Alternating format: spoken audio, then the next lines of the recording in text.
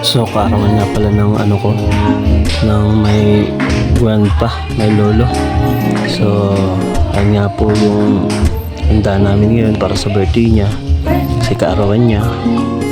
So yun po yung lolo ko, katabi ng kapatid ko. Ayun, nag-ano sa cake niya, nag-ihip. Nakantaan siya ng mga tsahin ko, yung kapatid kong babae. Saya niya kasi may natanggap siyang pera dyan, binigyan ni mama, nasa ibang bansa. Thank you sa mother namin na supportive na anak sa magulang niya. Ayan, sobrang saya ng lolo ko dyan.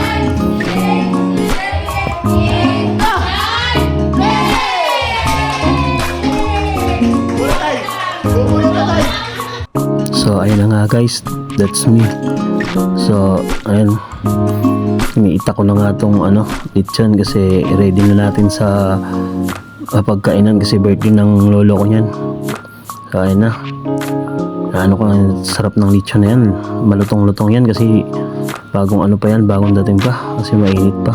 So ayun nga, mga bisita ng lolo ko kasi nga birthday niya ng lolo ko.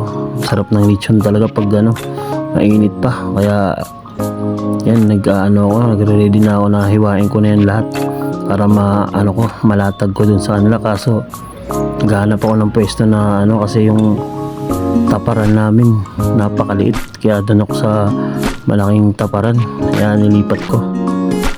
Ayan na, sarap talaga ng lechon. Makinis pa yung balat ng lechon. Ayan, malutong na malutong kasi mainit pa. Ayan, nahirapan nga ako dyan sa paghiwa kasi mainit pa.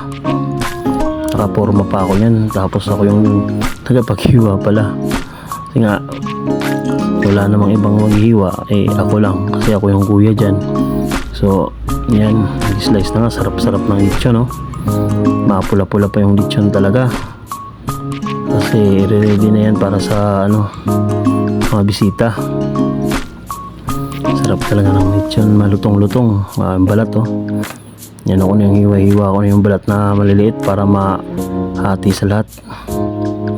So kalahati lang pala yung yun ko dyan, titirahin ko kasi yung kalahati hindi mo muna namin ilalabas, mamaya na ilabas kapag naubos na lahat yung mga hiniwa kong lechon. Kasi kapag inubos ko kasi yan lahat na ko sa kanila, binigay lahat, baka hindi maubos, masasayang lang. Kaya ganyan lang, slice ko na lang kasi marami kami mag-anak, marami rin kami. So ko na lang para lahat, makakain lahat. Lutong-luto na talaga yung lechon.